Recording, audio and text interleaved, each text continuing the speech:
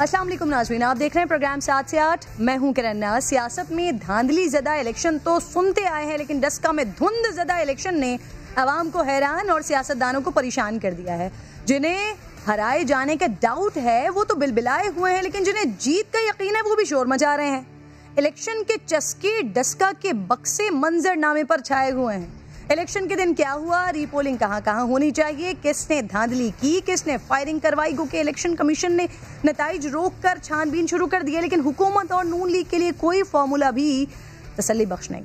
वजीर आजम की हिदायत के बाद पीटीआई 20 पोलिंग स्टेशन में रीपोलिंग पर राजी हुई, तो अब नून लीग पूरे हलके में दोबारा इलेक्शन का मुतालबा कर रही है। कहा कि पीटीआई ने हमें 20 पोलिंग स्टेशन में उलझा कर बाकी हलके में वोट चोरी कर लिए हैं। ये पहला इलेक्शन है नाजरीन जहां 20 आरओज़ एक साथ गायब हुए और एक साथ वापस भी आ गए। नून लीगी उम्मीदवार नौशीन इफ्तिखार ने तो ये दावा भी कर दिया कि डीएसपी ने उन्हें जान से मारने की धमकी दी और कारकुनों पर तशद्दुद करवाया।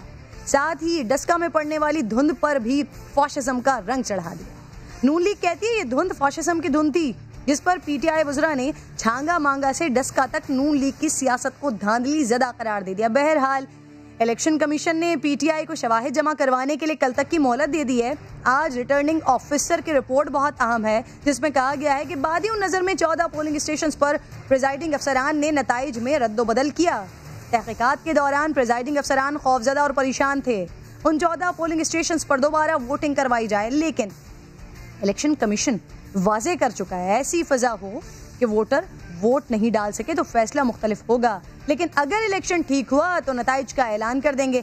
अब देखना यह है नाज़रीन कि अगली समात में नताइज पर छाई हुई धुंध छटेगी या नहीं। सेनेट इलेक्शन, ऑपोजिशन की हिकमत अमली, हुकूमत की डायरेक्शन, इसके अलावा फैटफ और इंडियन साजिशें, ये वो मामलात हैं नाज़रीन जिन पर आज डिटेल गुफ्तगू करेंगे। Senator Rahman Malik, farmer interior minister, मेरे साथ मौजूद हैं आज प्रोग्राम में। मैं आपको खुशामदीद कहती हूँ। अस्सलाम वालेकुम सर। थैंक यू मिस किरण नाज। शुक्रिया समा का भी, आपका भी for giving me opportunity to come out with my ideas, responding your questions. Ji, thank you very much. God bless you. बिल्कुल सर, आगाज करते हैं जरा फैटफ के मामला से। उसके इजलास चल रहे हैं आजकल। सर, हुकूमत की कोशिश है कि किसी भी तरह पाकिस्तान को ग्रे लिस्ट से निकाला जा सके। आपने भी सदर फैटफ को खत लिखा इस मामले पर। सर, हुकूमती इक़दाम से मुतमईन है, पाकिस्तान की ग्रे लिस्ट से निकलने की उम्मीद है मलिक साहब? देखिए, सबसे पहले तो मैं कोई नेगेटिविटी क्रिएट नहीं करूंगा जी, क्योंकि इस वक्त ये एक नेशनल इशू है और ये वो इशू है जो कि हमारी इकॉनमी से लिंक्ड है। और जब मैं कहता हूँ इकॉनमी से लिंक्ड है, दैट मीन्स अगर आप ग्रे लिस्ट में हैं तो आपकी जो एक्सपोर्ट और ऑल दैट इकोनॉमिक एक्टिविटी जो है वो इससे बहुत ही असरअंदाज होती है। तो I wish we are out, but having said so, देखिए जब तक आप डिफेंसिव में रहते हैं लोग आपको स्पेयर नहीं करते, दे पुश यू मोर, तो you got to become aggressive with pragmatic thoughts, with pragmatic proofs और एविडेंस के साथ सामने जाना चाहिए। तो मैंने जो फैटफ के प्रेसिडेंट को लिखा, मैंने ये मेरा उनको चौथा लेटर है। जब उन्हें मैंने पहला लेटर लिखा कि देखें प्राइम मिनिस्टर मोदी जो है he is involve in money laundering, evidence के साथ दिया मैंने कहा कि ये टेररिस्ट फाइनेंसिंग में भी शामिल है, वो भी मैंने evidence the. And for your surprise miss किरण, वो जो आप मुझे देते हैं, जो मैं स्टाफ को कहता हूँ आपको कॉपी दे दें, वो लिखते ये हैं कि हमने आपकी कंप्लेंट एग्जामिन की है और इसमें मटेरियल है, बट अनफॉर्चुनेटली फैटफ की ये डोमेन में नहीं आता क्योंकि हम इन्वेस्टिगेशन नहीं करते। तो मैंने दोबारा खत लिखा कि अगर आप ये कहते हैं कि जो मैंने कंप्लेंट किया है that is almost similar what America has done against us in FATF, तो आप ये डबल स्टैंडर्ड क्यों कर रहे हैं? लॉ एक ही तरह विदाउट डिस्क्रिमिनेशन आना चाहिए। इंडिया को तो आप नहीं ले रहे, इसमें पाकिस्तान को आपने ले लिया। तो इस चीज को थोड़ा मैं आगे लेके चला, मुझे अच्छा अल्लाह ने मौका दे दिया कि वो और एविडेंस आ गई कि जो यूनाइटेड नेशन की लेटेस्ट रिपोर्ट आई है उस पर उन्होंने कहा है कि India is actually doing terrorist financing to दैश। ये मैं नहीं कह रहा हूं, ये एक्चुअली रिटन ये रिपोर्ट है यूएन की جو کہ جاری ہوئی ہے اور یہ باقاعدہ ان کے ویب سائٹ پہ اویلیبل ہے. ابھی تک تو مجھے کوئی ان کی طرف سے جواب فرینکلی نہیں آیا, لیکن میں نے ان کو یہ کہا ہے کہ مائی دیز لیٹرز اور یہ میری ایویڈنس جو انڈیا کے خلاف ہے اور جو میرا پوائنٹ آف ویو ہے یہ بورڈ کے سامنے رکھا جائے. اگر انہوں نے بورڈ کے سامنے میرا یہ مٹیریل نہ رکھا اور ہمیں گرے لسٹ سے نہ نکالا تو انشاءاللہ I will go to ICJ as a individual, کیونکہ میں پاکستانی بھی ہوں, ایک گلوبل سٹیزن بھی ہوں اور ایک چھوٹا موٹا انویسٹیگیٹر بھی رہا ہوں ورلڈ لیول پہ. تو انشاءاللہ آل پش اٹ. اور میرا خیال ہے کہ اگر امریکہ کے ساتھ کچھ ہماری اندرونی انڈرسٹینڈنگ ہو گئی ہوئی تو ہم گرے لسٹ سے نکل جائیں گے. لیکن میں یہ سمجھتا ہوں گرے لسٹ سے آپ انڈیویجول کیپیسٹی میں انٹرنیشنل کورٹ آف جسٹس جائیں گے. ملک صاحب, سر اب آپ نے انڈیا کا تذکرہ کیا, پچھلے 15 سالوں سے, بالکل ملک صاحب, پچھلے 15 سالوں سے سر متعدد جعلی نیٹ ورکس ہیں, اس کے ذریعے پاکستان کے خلاف دنیا بھر میں اور خاص طور پر یورپ میں جھوٹ پر مبنی پروپیگنڈا کر رہا ہے. پاکستان نے یورپی یونین اور اقوام متحدہ سے مطالبہ تو کیا, لیکن ایکشن لینے کا اس سے کیا کچھ فرق پڑنے والا ہے؟ دیکھیں جی, حکومت نے تو کوئی باقاعدہ طور پہ جو اس کا لیگل طریقہ اختیار نہیں کیا. میں نے پرائم منسٹر عمران خان کو خط لکھا کہ ڈس انفو لیب ایک تھرڈ پارٹی ہے, انہوں نے بڑا کلیئرٹی کے ساتھ اور ود فل ایویڈنس یہ واضح کیا ہے, پروو کیا ہے کہ انڈیا پاکستان کے خلاف ایک بڑا ہی زہریلا پروپیگنڈا کرتا رہا ہے اور اس نے 87 سے زیادہ ملک, نیئرلی آئی تھنک 90 ملک استعمال کیے ہیں, ان کا سوائل استعمال کیا ہے پاکستان کے خلاف, اور اس میں امپرسونیشن آتی ہے. تو میں نے پرائم منسٹر کو خط لکھا, اس میں میں باقاعدہ انٹرپول کی وہ شکیں جو ہیں وہ میں نے کوٹ کی اور میں نے کہا آپ ایک FIA کی, پولیس کی ایک ٹیم بنائیں اور یہ ایک اچھا سا کیس بنا کے انٹرپول جائیں اور انٹرپول کی انویسٹیگیشن کا جو رزلٹ ہے وہ لے کے ہمیں FATF میں بھی جانا چاہیے اور یونائٹڈ نیشن میں بھی جانا چاہیے, کیونکہ جب ان کا اپنا ایک واچ ڈاگ جو کہ ڈیولی رجسٹرڈ ان یورپ وہ یہ کہہ رہا ہے کہ انڈیا پاکستان کے خلاف بہت گھناؤنی سازش کر رہا ہے جس میں وہ مرے لوگوں کو استعمال کر رہا ہے, بالی ووڈ کے لوگوں کو استعمال کر رہا ہے, اس کے بعد کچھ میگزین میں غلط سٹوریاں چھاپ کے کرتے رہے ہیں, کشمیر کے متعلق غلط آپ کو پتا پروپیگنڈا کیا گیا, اور کچھ وہاں کے MLA ہیں ان کو لے کے آپ کو پتا گئے تھے انڈیا جو اندر نہیں جا سکے تھے, لیکن بعد سے ان کو بیان دلائے جی بڑے اچھے حالات ہیں, بہت ٹھیک ٹھاک چاہ رہے ہیں. تو میں یہ سمجھتا ہوں کہ انڈیا نے 15 سال بالکل صحیح فرمایا آپ نے, اور تقریباً $20 بلین خرچ کر کے پاکستان کے خلاف انہوں نے اس لیے کیا کہ کشمیر کا مسئلہ جو ہے اس کو دبانا چاہتے ہیں, پاکستان کی سالمیت پر حملہ کریں. اور ایک چیز میں آپ کو بریکنگ نیوز یہاں پہ دینا چاہتا ہوں, عوام کو میں تھوڑا ہوشیار بھی کرنا چاہتا ہوں اس سلسلے میں, کہ اس وقت جو خطے کی سچویشن چینج ہو رہی ہے اس میں جس انداز سے انڈیا اس وقت اپنی پوری بھرپور کوشش کر رہا ہے, ہمیں بلوچستان کی حفاظت کرنے کی بہت ضرورت ہے, گوادر کی حفاظت کرنا بہت ضروری ہے. دشمن ممالک کے جو ایکچولی فائٹر شپس ہیں, وار شپ پلینز ہیں, they are only actually parked not more than 55 kilometer away from Gwadar. آپ کو پتا ہے کہ گوادر کے خلاف کون ہے, ون بیلٹ ون روڈ کے خلاف کون ہے. تو میں یہ سمجھتا ہوں اس وقت ہماری جو فورن پالیسی ہے اس کو اور ایکٹیویٹ کر کے ہمیں اپنے دوستوں کو انفارم بھی کرنا چاہیے اور ہمیں کوئی راستہ نکالنا چاہیے جس سے دوست ہمارے ساتھ ہوں. ابھی تک کشمیر کے لیے ہمارا کوئی ساتھ نہیں دے رہا ہے. ایک انٹرویو آپ نے اینڈ اکتوبر میں دیا تھا سر, آپ نے دعویٰ کیا کہ میرے پاس انفارمیشن ہے کہ پاکستان کے خلاف ایک بہت گرم سازش تیار ہو چکی ہے, 3 کنٹریز ہیں جو فنڈنگ کر رہے ہیں. سر وہ 3 کون سے ممالک ہیں؟ $3 بلین سے زائد کی انویسٹمنٹ ہو گئی پاکستان میں ہائیبرڈ وار کے لیے, سر پراکسی وار کے لیے. نہیں میں نے 2 ممالک کا نام لیا تھا جی, اور آپ کو پراکسی وار کیا ہوتی ہوئی نظر نہیں آ رہی؟ کیا آپ نے پاکستان فوج کے خلاف ایک جس انداز سے انڈیا سے ملک صاحب آپ نے 3 کنٹریز کی بات کی تھی؟ نہیں میں نے 2 کنٹریز کہے تھے, مجھے اچھی طرح یاد ہے, اور وہ 2 کنٹری جو تھے وہ میں نے بڑا باسوق طریقے سے کہا تھا, اور کنسرنڈ ایجنسیوں کے پاس وہ پوری رپورٹ موجود ہے. وہ ابھی بھی لگے ہوئے ہیں, وہ پاکستان کو ویک کرنے کی کوشش کر رہے ہیں. یہ بالکل وہی ماڈل جو ہے ریپلیکیٹ کرنے کی کوشش کر رہے ہیں جو اس وقت بنگلہ دیش بنانے کے لیے کیا گیا تھا.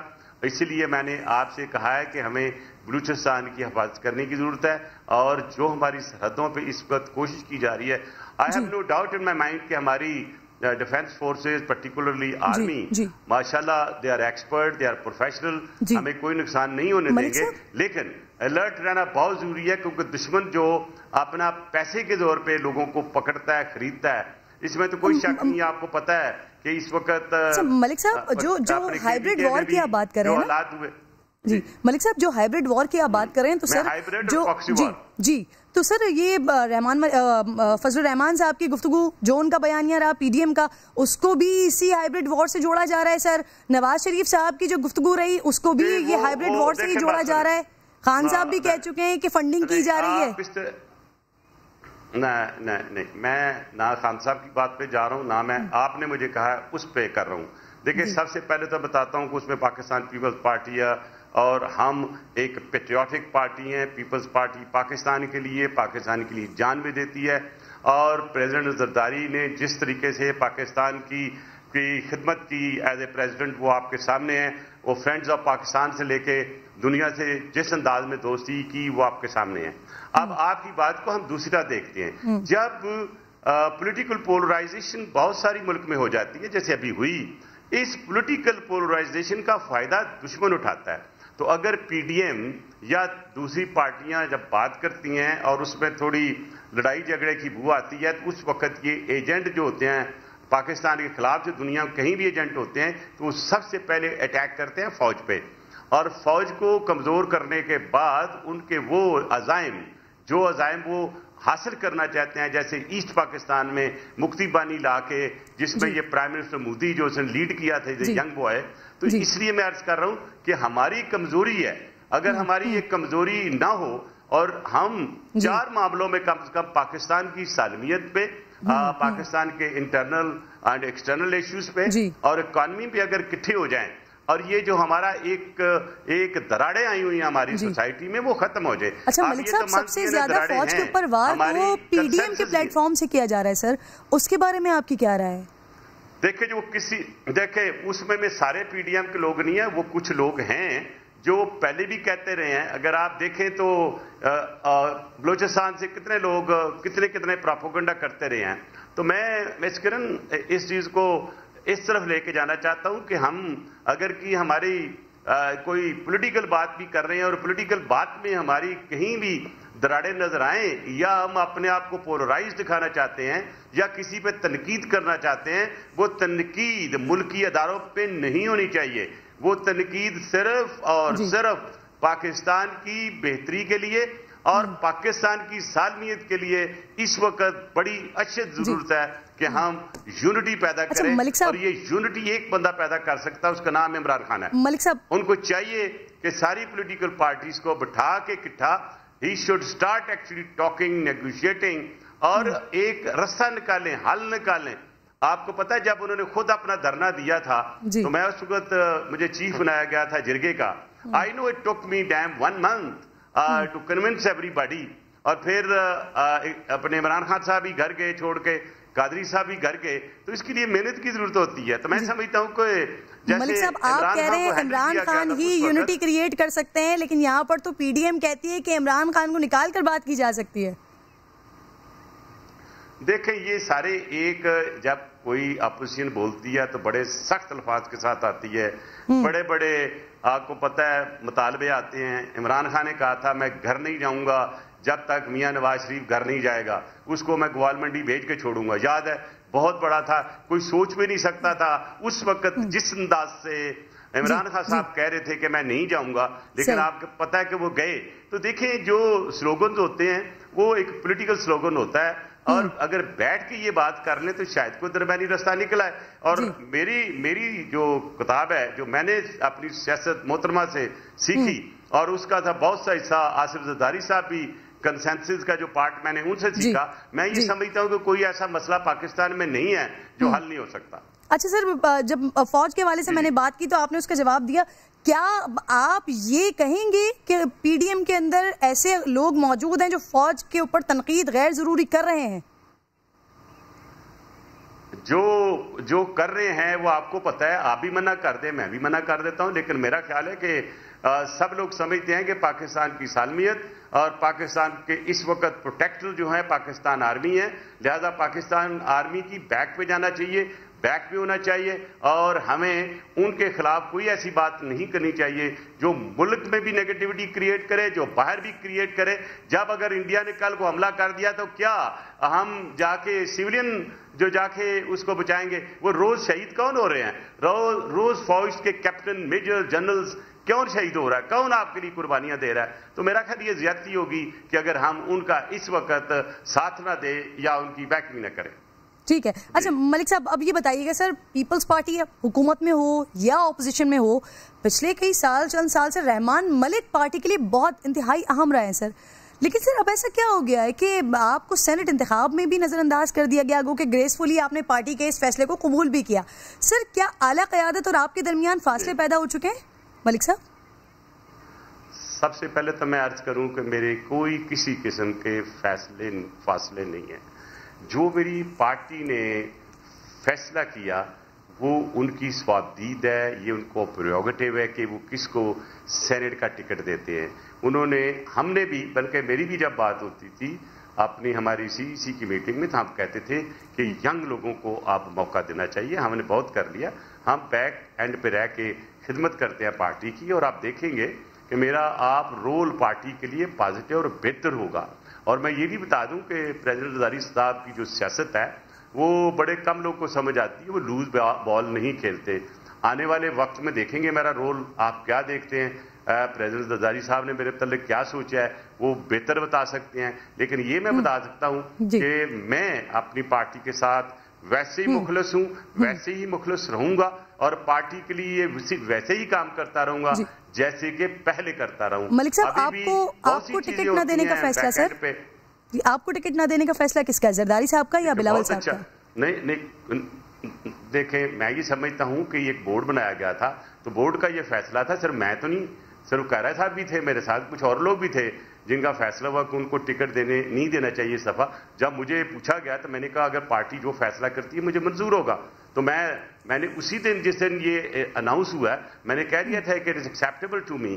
तो मेरा ख्याल है कि देखें जहां मुझे मेरी पार्टी ने इंटीरियर मिनिस्टर बनाया, एडवाइजर बनाया, मेरी इसी पार्टी ने मुझे इतनी इज्जत दी, मुल्क में दुनिया भर में मुझे नाम दिया, तो मैं समझता हूं कि अगर टिकट नहीं मिला तो क्या हुआ। एग्जैक्टली मलिक साहब, इसको दूसरे तरीके से मलिक साहब इसको दूसरे तरीके से बात कर लेते हैं। एग्जैक्टली जो आप बात कर रहे हैं, पार्टी ने आपको इतनी इज्जत दी सर, एमक्यूएम से मीटिंग्स हो, दीगर जमातों से मीटिंग्स हो, इनफैक्ट लंदन तक जाना हो तो सर रहमान मलिक साहब हुआ करते थे, कोई भी अहम वक्त बन रहा है उसमें रहमान मलिक साहब लाजमी हुआ करते थे, लेकिन अब दूसरे चेहरे हैं सर। अब आप पीडीएम का भी उस तरह से हिस्सा नहीं है, वक्त का भी हिस्सा नहीं है सर, इसकी कोई खास वजह? देखिए बात सुने कि मैं जिस वक्त पीडीएम बनी है मैं एक बहुत मसरूफ सीट पे बैठा हुआ था और वो थी चेयरमैन स्टैंडिंग कमेटी इंटीरियर, जिसके मेरे पास वक्त की बहुत कमी थी। तो लिहाजा ये सोचना कि मुझे उन्होंने पीडीएम ने नील रखा तो गलत बात है। मेरे जलसे बहुत से हुए हैं जिसमें मुझे बुलाया, मैं इकइयों में गया भी हूँ, बल्कि ये जब ये हुआ हैदराबाद में मुझे बुलाया गया था तो उन दिनों में मेरा को फ्लाइट का मसला था, मैं नहीं जा सकता था। तो मेरा ख्याल है कि ये पार्टी का फैसला होता है कि अभी कौन जाएगा। बहुत से लोग रिजर्व में होते हैं और बहुत से काम करने के लिए, तो लिहाजा ये कहना है कि मुझे पीडीएम के जो डेलीगेशन में उसमें नहीं था, मैं इसको कोई नेगेटिविटी नहीं समझता हूँ। या हो सकता कभी नेक्स्ट टाइम कोई होगी तो आपको वो चेहरे नजर नहीं आएंगे। तो ये पार्टी की स्वाबदीद होती है, वो देखना होता है कि किसको लेके जाया जाए और वहां पे किसको रखा जाए। कई दफा आपको पता होता है कि कुछ लोग ऐसे चेहरे होते हैं, उनमें से एक पार्टी भी उस चेहरे को अगर पसंद नहीं करती तो फैसला कर लिया चाहता है चलो ठीक है जी फलां को रख लेते हैं। तो मेरा नहीं ख्याल है कोई ऐसी चीज है कि इसको सीरियसली लिया जाए। इंशाल्लाह मिस किरण, आप पाकिस्तान में अल्लाह आपको भी जिंदगी दे, हमें भी दे और हमारी पार्टी लीडरशिप को भी ठीक रखे। इंशाल्लाह आपको बहुत सी बेहतरी नजर आएगी आने वाले वक्त में। सही। अच्छा सर, सियासी जमातें मुसलसल मलिक साहब इल्जाम आयद करती हैं कि इस्टेब्लिशमेंट सियासी उमूर पर असरअंदाज होती है और हर सेटअप उसकी मर्जी से बनता है या कम से कम उसका चलना इस्टेब्लिशमेंट की मर्जी से, रजामंदी से मशरूत होता है। सर आपकी पार्टी के चेयरमैन भी सर इसके लिए सेलेक्टर का लफ्ज इस्तेमाल करते रहे, आप सियासतदान बनने से पहले आला सरकारी ओहदों पर भी रहे, मुशाहिदा क्या है मलिक साहब आपका इस पर? जी देखिए, मैं सबसे पहले तो जो भी मेरी क़यादत कहती है اس قیادت کی میں نگیٹ نہیں کروں گا، کیونکہ سینئر لیڈرشپ کی بات کو نگیٹ نہیں کیا جاتا. ٹھیک ہے. رہی بات اسٹیبلشمنٹ کی، اگر کوئی کہتا ہے کہ اسٹیبلشمنٹ انوالو ہے تو آپ کو پتا ہے کہ کئی کمیٹیاں بنی ریگنگ کو بھی چیک کرنے کے لیے، لیکن کوئی چیز سامنے تو نہ آئی نا. تو لہذا جسٹ فار ہیئر سے ہمیں نہیں کہنا چاہیے. اگر کوئی تھنٹک پروف ہے کسی کے پاس تو وہ سامنے آ جائے. تو لہذا میں سمجھتا ہوں کہ جب تک کسی چیز کا پروف سامنے نہ ہو تو مسکرن وہ چیزیں صرف ہیئر سے ہوتی ہیں اور سوائے نیگیٹیوٹی کریٹ کرنے کے کوئی چیز نہیں آتی. اور دوسرا ایک چیز مت بولیں کہ پاکستان آرمی پاکستان کی ہے، یہ میری بھی ہے، آپ کی ہے. یہ ایک پاکستان کی جو اس وقت سچویشن اس میں وہ سٹیک ہولڈر ہے. آج اگر آپ پوری دنیا کی سیاست دیکھیں تو جب ڈونلڈ ٹرمپ آیا تھا، آپ کو یاد ہوگا مڈل ایسٹ میں، تو وہ اپنا فارن منسٹر لے کے نہیں آیا تھا، اپنا ڈیفنس منسٹر لے کے آیا تھا. تو آج جو فارن پالیسی کی کوریلیشن ہو چکی ہے ڈیفنس کے ساتھ، اس کو آپ نہیں بھول سکتے. آپ دیکھیں جو رول ماشاءاللہ پاکستان آرمی نے جب یہ صلح کرانے کے لیے اور سارے طالبان کو لے کے گئے تھے قطر، اور جس انداز سے وہاں بیٹھے پوری دنیا اور ایک معاہدہ ہوا between Afghanistan and also between America, تو اس میں کس کا رول تھا؟ آرمی کا رول تھا نا. تو اب جو اچھا رول ہے وہ اس کی بھی تو تعریف کرتے ہیں نا. اللہ کرے کہ وہ کامیاب ہو جائے، کیونکہ جو safe Afghanistan is safe Pakistan.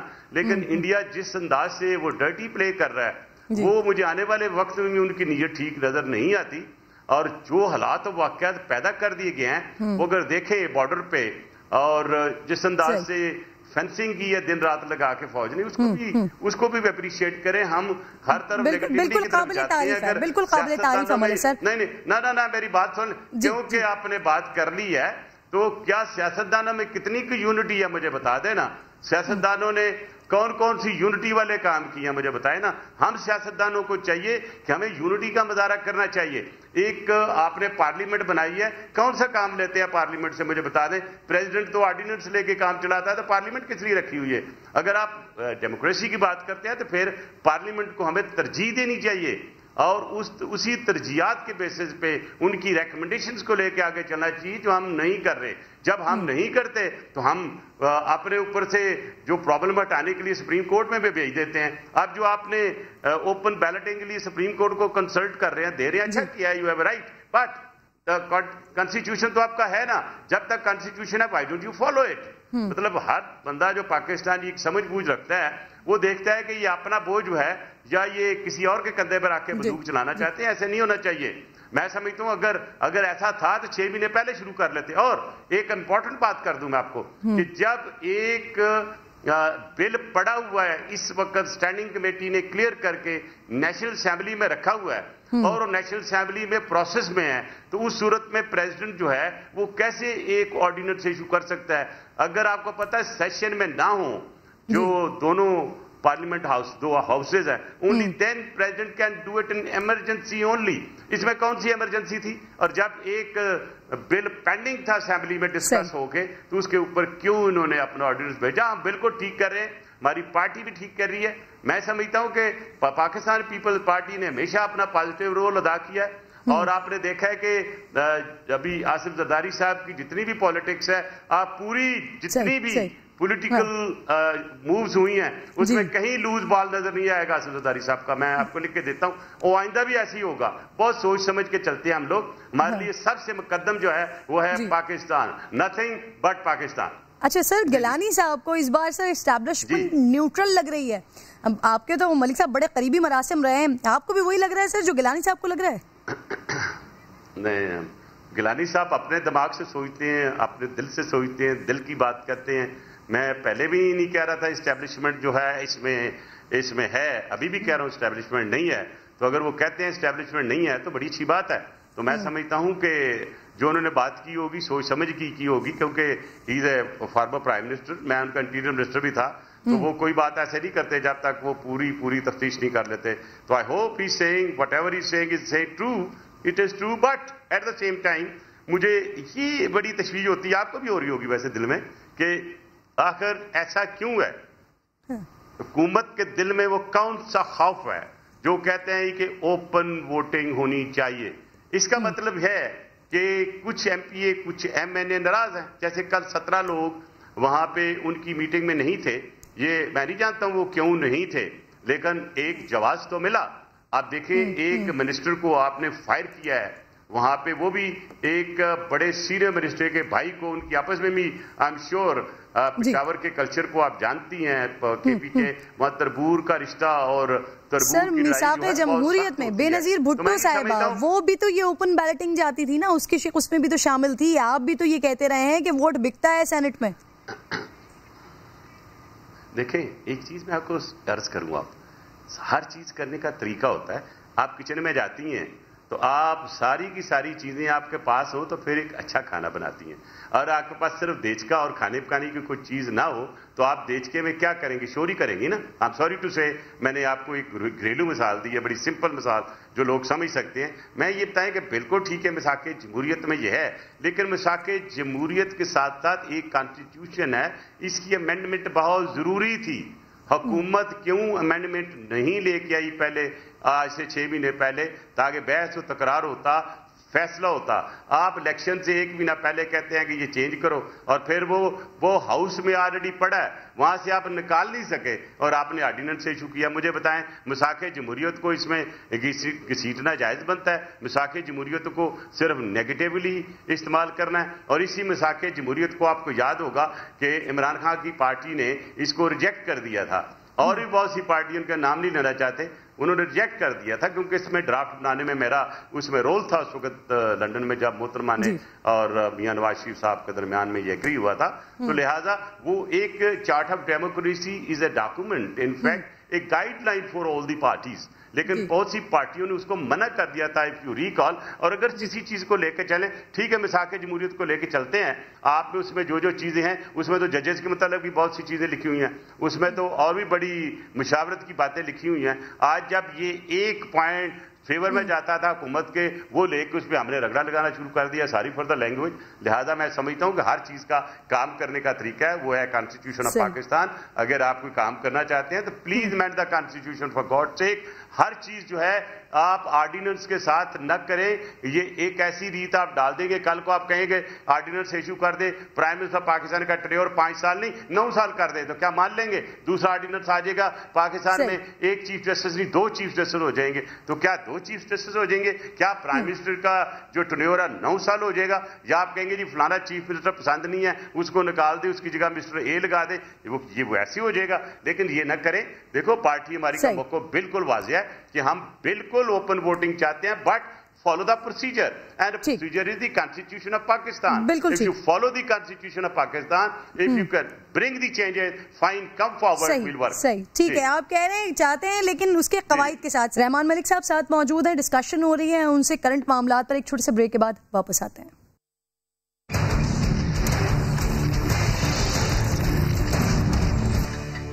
سر آپ کا ایک اسٹیٹمنٹ آپ کو سنوانا چاہ رہی ہوں ملک صاحب, ذرا سے سنیے گا, پھر میں اس پر کوشچن کرتی ہوں آپ سے.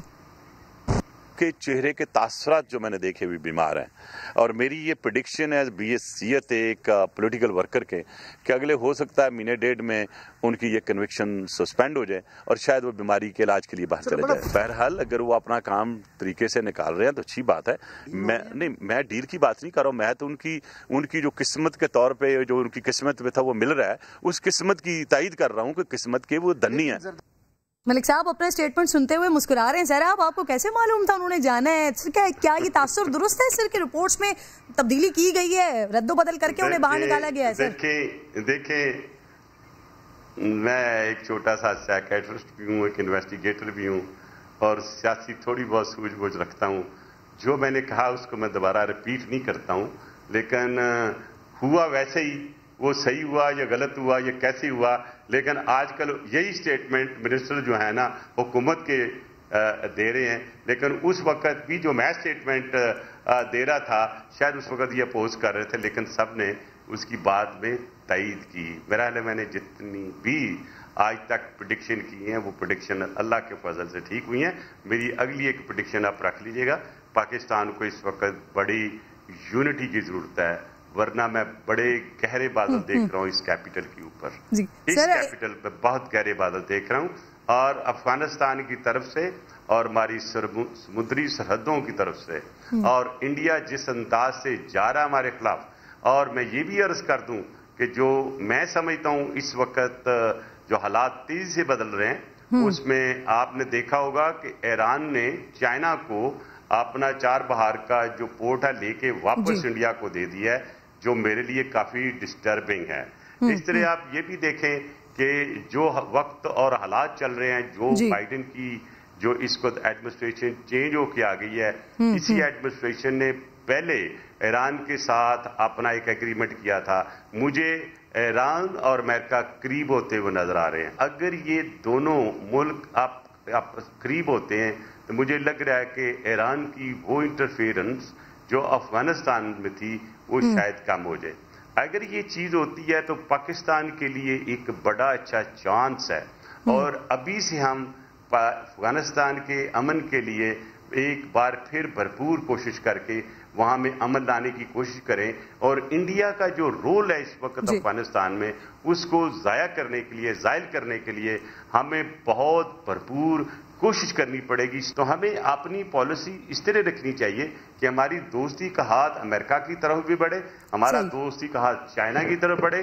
ہمیں رشیا کے ساتھ بھی آگے جانا چاہیے، کیونکہ آنے والے وقت میں ایک اور چیز جو دیکھ رہا ہوں کہ جو کولڈ وار چائنا کے ساتھ جاری ہے، ہو سکتا ہے یہ زیادہ جائے رشیا کے ساتھ. اور رشیا کیونکہ پوٹن کی اور جو امریکنز کی بات چیت ہوتی ہے، یا جو ان کے اس کو حالات و واقعات چل رہے ہیں اسپیشلی ڈیورنگ ٹرمپ، وہ بھی میں دیکھ رہا ہوں کہ وہ کولڈ وار بڑھے گی. اور مجھے ایک کیسٹرو نظر آ رہا ہے اس ایریے میں. یاد ہے جب امریکہ کیسٹرو کے خلاف ہوا تو کیا ہوا تھا. تو اس ساری چیزوں کا اگر یہ چیزیں عمل میں آتی ہیں تو پاکستان از دا سینٹر آف گریوٹی. تو ہمیں اپنے حالات کو بہتر کرنا چاہیے. اور ہم صرف پی ڈی ایم کی صرف رٹ لگاتے ہیں، ہمیں اپنے ملک کی بہتری کے لیے کیا کرنا ہے. ہم آپس میں لڑ رہے ہیں، بھول گئے ہیں فیٹ آف کیا ہے. مجھے ایک بھی پولیٹیکل لیڈر کی اسٹیٹمنٹ بتا دیں جو انہوں نے فیٹ آف کے تلق دی ہو، فیٹ آف کو ایکسپلین کیا ہو، کوئی ایک بتا دے. میں یہ سمجھتا ہوں کہ اٹس ناٹ فیئر. پہلے ہمارا ملک ہے، اس کی بات کرتے ہیں، پھر سیاسی بات کرتے ہیں. بالکل ٹھیک ہے سر. آنے والے وقت میں فوکس رہے گا. بالکل سر، آپ نے اسی لیے پورا احاطہ کیا ہے سچویشن کا. آپ ذرا پریڈکشن کر دیجئے پی ڈی ایم پر، اس کا کیا مستقبل دیکھ رہے ہیں آپ سر؟ لانگ مارچ ہوگا، استعفے آئیں گے؟ دیکھیں، پی ڈی ایم میں میری پارٹی جو ہے وہ ایک امپورٹنٹ رول ادا کر رہی ہے. اور میں سمجھتا ہوں کہ جس انداز سے آصف علی زرداری صاحب اپنی ایک پولیٹیکل شاٹس مار رہے ہیں وہ بہت اچھے ہیں. اور یہ اگر پولیٹیکل شاٹس جس انداز سے وہ کھیل رہے ہیں ایک پولیٹیکل انداز سے، میں سمجھتا ہوں کہ پی ڈی ایم انشاءاللہ کامیاب ہوگا. اپنی اس حکمت عملی میں وہ کی ہے. آگے حکومت اس کو کاؤنٹر کرنے کے لیے کیا کرتی ہے، اس پہ لانگ مارچ ہوگا ہے. اور دیکھتے ہیں کہ حکومت لانگ مارچ ضرور ہوگا. اور لانگ مارچ آپ کو پتا ہے پہلے تھریٹ آتی ہے، پھر وہ سوچا جاتا ہے کہ لانگ مارچ کتنی لانگ ہوگی، کتنے ٹائم بھی ہوگی، اس میں کیا ایجنڈا ہوگا، کہاں بیٹھنا ہے، 1 دن کے لیے یا 4 دن کے لیے. میں نے اپنی لائف میں بہت سے لانگ مارچز کی تھریٹس بھی دیکھی ہیں، میں نے لانگ مارچ کو ہوتے ہوئے دیکھا ہے. تو میں سمجھتا ہوں اس وقت لانگ مارچ سے پہلے جو اس وقت سینٹ کا الیکشن ہے، یہ ایک بڑا ڈیسائسو ایشو ہوگا. اور اس کے بعد آپ کو یاد ہوگا کہ وہ کہہ رہے تھے کہ لانگ مارچ سے پہلے ہم جو ایکشن لینا چاہتے ہیں Imran Khan in terms of Imran کے خلاف in terms of no confidence vote, اور وہ پتہ نہیں کہ اس وقت جو پنجاب کی سچویشن ہے اور جس طرح ایوری ڈے بیسس چینج ہو رہی ہیں loyalties from this side to that side, اس کو پڑھنے کے لیے میرا وہ آرٹیکل ضرور پڑھ لیجیے. آئی وش یو ہیڈ ریڈ، جس میں نے لکھا ہوا ہے کہ نیشنل ووٹ آن آکشن. اور ایک میرا آرٹیکل اسی پہ آ رہا ہے، ہارس ٹریڈنگ بھی کل آئے گا یا پرسوں آئے گا، میں نے کمپلیٹ کر دیا ہے، تھوڑا اس کو میں ریویو کر رہا ہوں. اور وہ آپ ضرور پڑھیے گا. میں نے اس لیے کہا نا کہ میں آنے والے وقت میں انشاءاللہ پارٹی کی سیاست کو، پارٹی کی پالیسی کو سامنے رکھتے ہوئے میرا فوکس جو ہے وہ عوام کے لیے بھی، پارٹی کے لیے بھی اور ملک کی بہتری کے لیے بھی، وہ جو ہماری انٹرنیشنل پالیٹکس ہے، انڈیا ہے، کشمیر ہے، پیلسٹین ہے، وہ چیزیں جو پاکستان میں بہت کم لوگ ڈسکس کرتے ہیں, میں ان کو اجاگر کروں گا. ملک صاحب آپ بڑی گہری نظر رکھتے ہیں آنے والے معاملات کے لیے بھی, تو سر ماضی میں آپ سر ایم کیو ایم کے قائد سے ملتے رہے ہیں, ملک کے وزیر داخلہ رہے آپ, تو سر کیا آپ کو اس وقت کبھی معلوم نہیں ہوا کہ وہ را کے ساتھ مل کر کام کر رہے ہیں ملک صاحب؟ مس کرن, آپ نے کوشچن ایسا کیا ہے کہ ساری ایجنسیوں کا کام ہوتا ہے اس کو دیکھنا. میرا 5 سال کا وہ دور میری پارٹی کے حکم پہ تھا, اور میرا کام صرف اور یہ تھا کہ یہ ایک کولیشن جو پاکستان میں ہے وہ قائم رہے. وہ اپنی پرائیویٹ لائف میں کیا کرتے ہیں وہ میرا کام نہیں دیکھنا, وہ ایجنسیوں کا کام تھا. ٹھیک ہے, میں نے انشور کر لیا کہ جو ہماری لیڈرشپ ایم کیو ایم کے یہاں پہ تھی اور جو ہماری لیڈرشپ ہے وہ خواہ نیشنل اسمبلی میں ہے یا وہ سینٹ میں ہیں یا وہ اگر وہاں پہ ہیں داخلہ بھی تو تھے, آپ کو معلوم تھا, خبریں تھیں آپ کے پاس یا کچھ اشارے تھے آپ کے پاس کہ یہ را کے لیے کام کرتے ہیں؟ کوئی ایسی بات نہیں, کوئی ایسی بات نہیں تھی. یہ تو میں as a D G F I A بھی بہت سی چیزیں دیکھی تھی, لیکن جب تک کوئی پروف سامنے نہیں آتا, دیکھیں میڈم کرن, اس میں کسی پہ الزام تراشی نہیں کرنی چاہیے.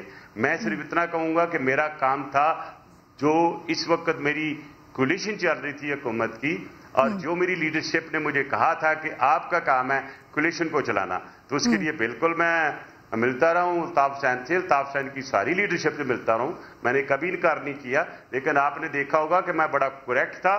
میں نے جتنے ایکشن کراچی میں لیے یا سندھ کے کسی ایریا میں لیے, نہ مجھے کبھی الطاف حسین نے کہا کہ ایسے نہیں ایسے کر لو یا میرے کسی بندے کو چھوڑ دو. میں بالکل میرٹ پہ گیا. اللہ کا شکر ہے کہ میرے جو 5 سال میں نے سندھ میں بھی گزارے اور ایز انٹیریئر منسٹر گزارے, کوئی اس پہ کوئی میرے پہ کوئی نیگیٹیوٹی کا کوئی اشارہ نہیں کر سکتا. صحیح. سر براڈ شیٹ والا معاملہ, سر 2008 میں آپ کے دور میں بھی کچھ رقم دی گئی اور بعد میں انہوں نے پھر کلیم کر دیا.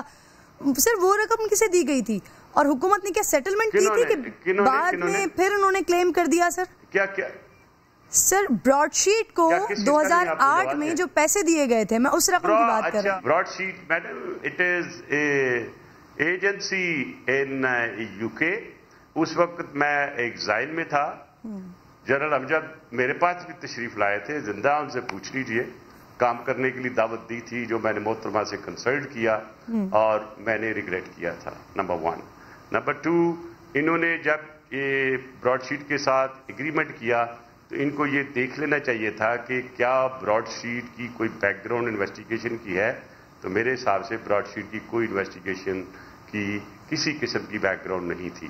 اب جب یہ سائن ہو رہا تھا ایگریمنٹ, یہ میری ذاتی انفارمیشن ہے جو میں آپ کو بتا رہا ہوں, تو اس وقت جو براڈ شیٹ کے ہیڈ تھے انہوں نے سائن کرنا تھا. انہوں نے دیکھا کہ گورنمنٹ آف پاکستان شاید ڈیو ڈیلیجنس نہ کر لے.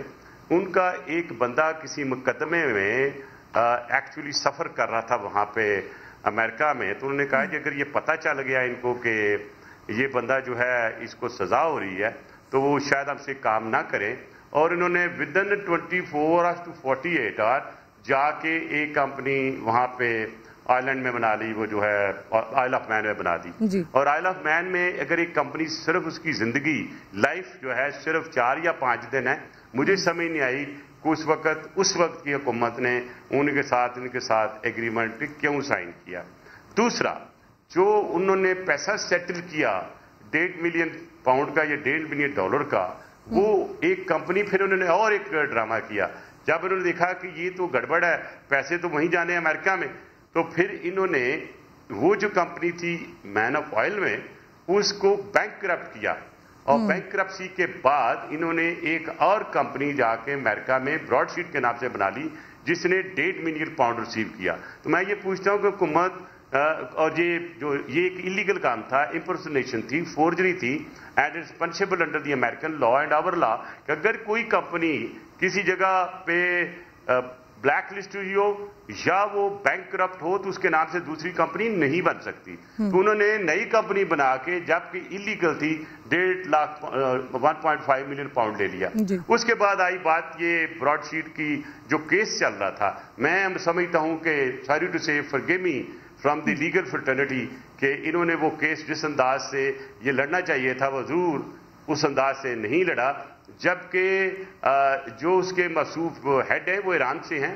ان کا ایک ڈسپیوٹ چلا تھا جو ایرانی پریزیڈنٹ کے بیٹے تھے رفعت سجانی, وہ آکسفورڈ میں ان کی کوئی ڈگری تھی, اس پہ کچھ چلا تھا یہ ملک کام. صاحب یہ 2016 میں تو میاں صاحب کے دور میں یہ فیصلہ ہو چکا تھا نا سر, لائبلٹیز کا فیصلہ اس دور میں ہو چکا تھا, تو پیسوں کی سیٹلمنٹ کے کتنے پیسے دینے ہیں سر وہ 2019 میں 18 میں ہوئے. نہیں, یہ بہت سے کیس چلتا رہا ہے, وہ پاکستان میں بھی آتا رہا ہے, وہ تو میرے انفارمیشن کے مطابق $2.5-3 ملین میں چھوٹنے والا تھا. اب مجھے نہیں سمجھ آئی کہ یہ ایک دم فیصلہ کیسے کس انداز سے کیوں ہوا. میں یہی عرض کرنا چاہتا ہوں آپ سے کہ اس کی ایک پراپر ڈیٹیل سے انویسٹیگیشن ہونی چاہیے فرام ڈے 1, اور اکاؤنٹیبلٹی کر کے دیکھا جائے کہ مسٹیکس اور بلنڈرز کہاں کہاں ہوئیں, اور وہ بلنڈر اور وہ مسٹیکس جو ہوئیں وہ فائدہ اس کو کیسے پہنچا. کیا یہ ڈیلیبریٹ اس کو فائدہ تھا یا قانونی طور پہ وہ لے گیا؟ جب 2008 میں سیٹلمنٹ ہوئی سر, بات سنیں جی سر, گیلانی صاحب اس وقت وزیر اعظم تھے, وہ کس بنیاد پر ہوئی سر 2008 میں؟ یہ بھی تو ہوئی نا. نہیں, اگر 2008 میں سیٹلمنٹ ہو جاتی تو ایک دفعہ جس ایگریمنٹ کی سیٹلمنٹ ہو جاتی ہے وہ بھی کورٹ میں نہیں جایا کرتے میڈم. یہ کوئی سیٹلمنٹ نہیں ہو سکتا اس وقت, کیونکہ میں تو ڈیل نہیں کر رہا تھا, یہ وہ بندہ جو ڈیل کر رہا ہوگا وہ بتا سکتا ہے. لیکن انفارچونیٹلی یہ قوم کے ساتھ بہت بڑا ظلم ہوا, اور I will not hesitate saying it is a failure of our legal fraternity. It's a failure of those time people who are actually working on it. اور میں یہ بھی بتا دوں کہ میں زیادہ نہیں کسی وقت اس پہ ڈیٹیل سے لکھوں گا. براڈ شیٹ نے جس بندے سے اپنی انویسٹیگیشن کرائی تھی وہ اس وقت UK میں نہیں ہے. ملک صاحب 2008 میں $1.5 ملین کی جو رقم دی گئی تھی, آپ کہہ رہے ہیں وہ غلط ہوئی, نہیں ہونی چاہیے. میں نے کہا ہے کہ وہ اس کمپنی کو دی گئی, وہ اس کمپنی کو دی گئی جو کمپنی ایکچولی بینک کرپٹ ہو کے مین آف آئل آف بینک سے جا کے ایک نئی کمپنی امریکہ میں بن گئی. تو میں یہ سمجھتا ہوں اس کی جب تک انویسٹیگیشن نہ ہو اس وقت تک میں کہنے سے قاصر ہوں, کیونکہ میں تو ڈیل نہیں کر رہا تھا نا. اگر اس پوائنٹ کو جو آپ نے اٹھایا اس کو میں دیکھ لوں گا, میں ہمیشہ بڑا کھل کے بات کرتا ہوں, لیکن میں یہ دیکھتا ہوں کہ یہ جمبلڈ اپ ہوئی, اس میں لیگل انداز سے اس کو نہیں لیا گیا, اور اس کو جن لوگوں نے بھی ڈیل کیا اس کو کیجولی لیا. اب مجھے سوری ٹو سے اب مجھے وہی چیز ابھی ریکوڈیک میں نظر آ رہی ہے. اب سوری اس میں بھی نیگیٹیوٹی مجھے نظر آ رہی ہے. روز بیلٹ آلریڈی اٹیچ ہو چکا ہے, ہمارا جو ہوٹل ہے PIA کا فرانس میں وہ اٹیچ ہو چکا ہے, اور یہ مجھے کوئی پتہ نہیں کسی وقت کوئی ہمارا جہاز جا رہا ہوگا اس کو پھر کوئی روک لے گا. ملک صاحب سر, 1 دہائی سے زائد گزر جانے کے باوجود سر, 15 سال سے مسلسل اقتدار میں رہنے کے باوجود سر, پیپلز پارٹی بینظیر بھٹو صاحبہ کو انصاف نہیں دلوا سکی. سر ملک صاحب آپ اس کیس پر کام کرتے رہے ہیں. جی میڈم میری پہلے بات سن لیں. آپ نے ٹھیک ہے میری ایک ٹکڑا سنا دیا, لیکن اس کی انویسٹیگیشن ایک بڑے ہی ایماندار GIT کے آفیسرز نے کی. انہوں نے لوگوں کو پکڑا, ان کو چارج شیٹ ہوا, ان کے خلاف ایکشن ہوا, چلان جسے آپ سمجھتی ہیں جو کہ چلان امپورٹنٹ چیز ہوتی ہے وہ کورٹ میں جمع ہوا, ان لوگوں کو سزائیں ہوئیں, ایک تعین ہوا کہ لوگ کون تھے, اس کے بعد ان کو چھوڑ دی گیا, کورٹ نہیں چھوڑا. پاکستان پیپل پارٹی اس وقت ہائی کورٹ میں ہے, اور وہ ساری ایویڈنس کے ساتھ جو ہمارے پاس موجود تھی. میں نے اس لیے چیف جسٹس آف پاکستان کو اپیل کی تھی کہ یہ جو کورٹ میں ٹرائل ہو رہی ہے ہائی کورٹ میں, اس کو اپنی ڈائریکشن پہ ڈے ٹو ڈے بیسس پہ کیا جائے, اور جو چیزیں اس میں موجود ہیں, جن لوگوں نے سیلف کنفیشن انڈر 164 دی ہے, ان کے خلاف ایکشن ہونا چاہیے. لوگ جو چھوڑے گئے ان کے خلاف ایکشن ہونا چاہیے. وہ لوگ جو مارے گئے اور بہت سے مارے گئے, ان کو کیسے مارا گیا. ایک میں صرف مثال دیتا ہوں کہ کھوڑا کھٹے کا ایک مولوی تھا, اس کو ہم پکڑنے کی کوشش کر رہے تھے KPK کی فورس کے ساتھ, اور بالکل قریب پہنچ چکے تھے. 2 دن کے بعد وہ نشارہ میں مارا پایا گیا.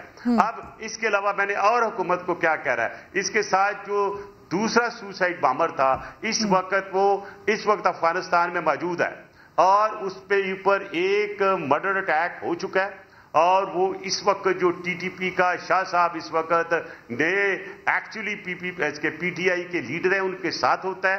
اور اس کو میں نے لکھا تھا کہ انٹرپول کے تھرو پاکستان میں لایا جائے, کورٹ میں پیش کیا جائے, اس کی اسٹیٹمنٹ ریکارڈ کی جائے. He is the only person who is living who had actually was part of the conspiracy when it was actually made in Makeen in South Waziristan.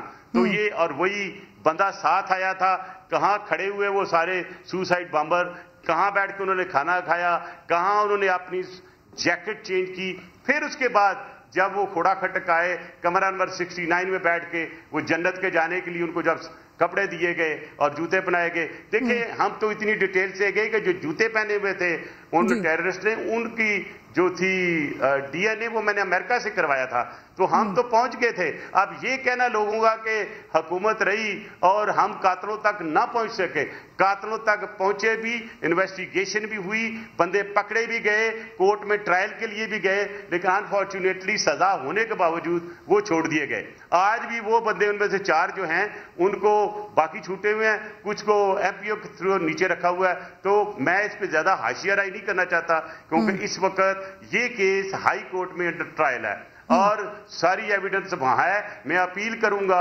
حکومت پاکستان سے, میں نے خط لکھا ہوا ہے, لاسٹ منتھ اس کا ریمائنڈر دیا تھا, کل پرسوں پھر دوں گا کہ وہ سوسائڈ بمبر جو سعید کے ساتھ, بلال عرف بلال اس کے ساتھ تھا, وہ اس کو زندہ ہے, افغانستان میں ہے, اس کا ایڈریس ہم نے دیا ہے, اس کو لا کے باقاعدہ طور پر کورٹ میں پیش کیا جائے. بالکل ٹھیک ہے ملک صاحب, بڑی انفارمیٹیو ڈسکشن رہی ہے آپ کے ساتھ. سر لاسٹ میں آن اے لائٹر نوٹ آپ سے پی ایس ایل کے بارے میں بات کرنا چاہ رہی ہوں. نصیب الحال کا گانا سنا ہوگا سر آپ نے, کیسا لگا آپ کو؟ نہیں میں نہیں سنا, اگر سنا دے تو میں کمنٹ دے دوں گا. بہت سے کام ہوتے ہیں, گانوں کی طرف جایا نہیں جاتا. اچھا سر, فیوریٹ ٹیم کون سی ہے آپ کی پی ایس ایل کی وجہ سے؟ شہزاد رائے جو ہے وہ آئے تھے, ایک گانا ریکارڈ کر رہے تھے, تو انہوں نے مجھ سے کہا تھا کہ ایک سینٹنس کہہ دے, تو پاکستان کے لیے میں نے وہ بھی کہہ دیا تھا. اور باقی میں سمجھتا ہوں میرے لیے ساری ٹیمیں پیاری ہیں. میں کسی ایک کا نام لے کے باعث نہیں ہونا چاہتا.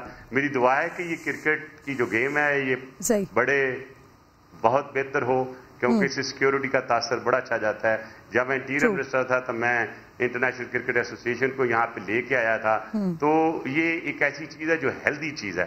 اینڈ آئی ہوپ کہ جو اسپورٹس منسٹری ہے, اور خاص طور پہ میں احسان مانی صاحب کو کہوں گا تھوڑا سا بہتر کریں, سپرویژن بھی بہتر کریں اپنے جو آپ کے کھلاڑی ہیں, اور تھوڑا ان کی کوچنگ بھی بہتر آنی چاہیے, اور اگلی دفعہ یہ ورلڈ جو کپ ہے وہ پاکستان کے لیے لے کے آئیں. بہت شکریہ رحمان ملک صاحب, بہت شکریہ آپ کی قیمتی وقت کا. پروگرام کا وقت بھی ناظرین ختم ہو, ملاقات ہوگی آپ سے کل. اپنا اور اپنے ملک کا خیال رکھیے. اللہ نگہبان.